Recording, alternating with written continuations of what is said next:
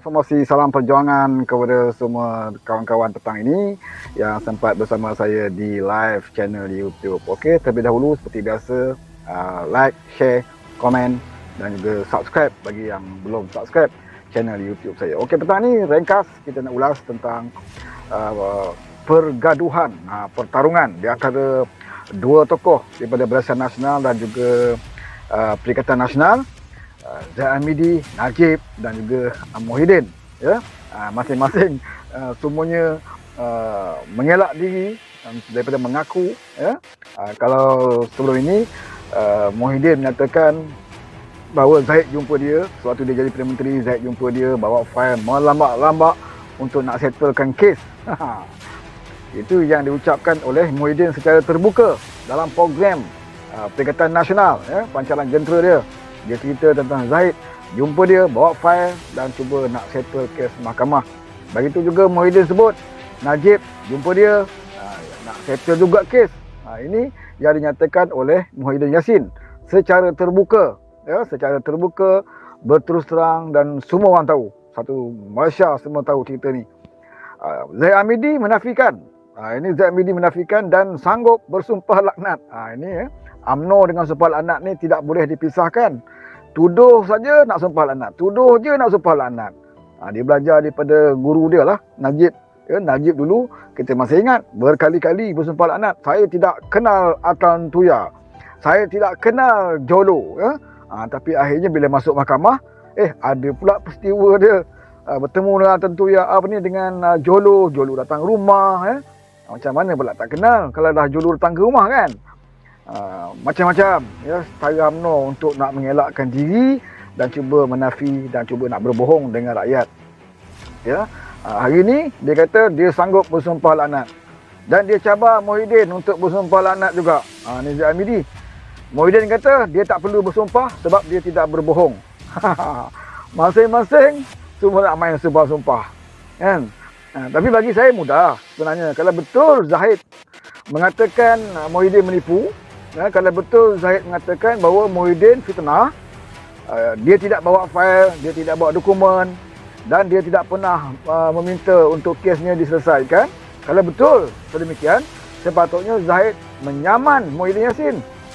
Ya, saya rasa tindakan saman itu lebih tepat, lebih wajar dan ianya mudah dibuktikan kerana Muhyiddin menyatakan tuduhan tersebut. Muhyiddin menyatakan secara terbuka. Ada rakaman dia, ada video dia dekat YouTube ada, dengan secara jelas Muhyiddin sebut nama Zaid Hamidi. Ya, sepatutnya mudah kalau Zaid Hamidi nak saman Muhyiddin Yassin. Masa ni lah saman, letak juta-juta sikit, kan. Bolehlah juga bayar settle kes mahkamah ke, ya, nak bayar duit jaminan ke. Ini cara peluang nak cari duit. Kita nak bagi tahu Zaid. Saman ajalah. Buat apa nak main sumpah-sumpah laknat? Sumpah laknat ni, ya, tak perlu modal. Guna Elio saja. Ha? Macam mana Najib dulu. Sumpah laknat adalah sekali. Kita pun tahu apa berlaku dalam mahkamah. Dalam dia tak mengaku tak kenal Jolo. Rupanya ada penglibatan dia dengan Jolo, kan? Ini sumpah laknat ni, saudara. Ini cara nak mempersendakan, ya, mempersendakan agama lah, ya, mempermainkan nama Tuhan bila kita nak melepaskan diri. Ya, apakah dengan sumpah laknat itu maka kes boleh settle? Ya, tak boleh, saudara. Ini melibatkan dokumen, melibatkan keuangan, ya, benda yang boleh dibuktikan. Ada fail, ada dokumen boleh dibuktikan. Ya, ini bukan seperti tuduhan-tuduhan saya nampak dia melakukan zina dan sebagainya. Ya, ini tuduhan yang tidak jelas. Tapi ini apabila kes rasuah, penyelewengan, semuanya, ya, melibatkan dokumen yang boleh dibuktikan di mahkamah. Jadi apa perlunya nak sumpah laknat? Kalau kamu rasa kamu difitnah oleh Muhyiddin, ayo saman saja Muhyiddin. Kenapa nak sumpah laknat? Ya? Dan alasan Muhyiddin pula, dia kata dia tak perlu nak sumpah laknat sebab dia tidak berbohong. Dan dia kata terpulanglah pada Zaid. Nak sumpah berapa kali pun, yang penting saya bercakap benar, kata Muhyiddin. Sekarang rakyat tertanya, siapa yang berbohong sebenarnya? Muhyiddin ataupun Zaid? Ya? Bagi kita dalam Pakatan Harapan, kedua-duanya sama, saudara. Kedua-duanya sama. Ya? Semuanya kaki-kaki duit belaka. Muhyiddin khianat kerajaan PAS pun kerana jawatan dan kedudukan, ya, yang melibatkan wang ringgit. Ya, sebab itu dia khianat. Kita tahu apa yang berlaku. Jadi Zahid Hamidi pun kerana kesnya melibatkan kewangan. Kedua-duanya semua melibatkan duit. Ya, jadi janganlah nak gunakan nama Tuhan, nak bersumpah lanat dan sebagainya. Ya, perkara yang boleh diselesaikan di mahkamah, selesaikan di mahkamah. Perkara yang boleh dibuktikan dengan dokumen, buktikan dengan dokumen.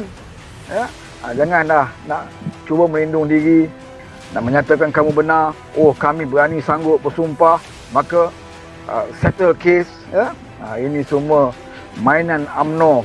Jadi sumpah lanat ini dalam UMNO dah menjadi kebiasaan apabila nak melepaskan diri. Ya, dalam UMNO kita pernah tengok Papa Gomo duk bersumpah, orang ni bersumpah, semuanya nak bersumpah laknat. Kerana apa? Kerana kononnya membuktikan mereka tidak bersalah. Ya. Jadi kepada rakyat Johor, ni balik kepada Pilihan Negeri Johor, kamu lihat perangai orang-orang UMNO, ya, bagaimana mereka cuba nak melepaskan diri, mereka sanggup berbuat apa saja. Bahkan menjual nama Tuhan pun mereka sanggup lakukan. Yang peliknya, ya, pemimpin PAS, lebay-lebay dalam PAS ni, ya, yang berada dalam kerajaan, mereka tidak komen pun tentang sumpah lanat ini. Ya, dari segi hukumnya bagaimana, apakah perlu nak bersumpah lanat dan sebagainya. Ya, sepatutnya mereka berilah komen dari segi hukum. Ya, pergilah mahkamah. Zahid Hamidi harus pertahankan dirinya di mahkamah. Ya, dan Zahid Hamidi, Najib, ya, mereka ada peluang di mahkamah. Kenapa nak perlu kata sumpah lanat dan sebagainya? Jadi nampaknya semakin lama semakin melucukan bila kedua-dua parti ini saling serang menyerang. Ya, di peringkat Pilihan Raya Negeri Johor ni masing-masing semua nak tunjuk hebat. Ya, bermusuh-musuh, saling serang menyerang. PAS pun serang UMNO sekarang ni. Tetapi di peringkat persekutuan, mereka sama-sama bersekongkol untuk mempertahankan kerajaan gagal pada hari ini. Jadi rakyat buat pilihan, rakyat dengan bijak boleh tahu siapa sebenarnya yang betul ada prinsip. Jadi cukup petang ni untuk kita kongsikan. Terima kasih banyak kepada anda semua. Sekian, wabillahi taufiq wa hidayah. Assalamualaikum warahmatullahi wabarakatuh.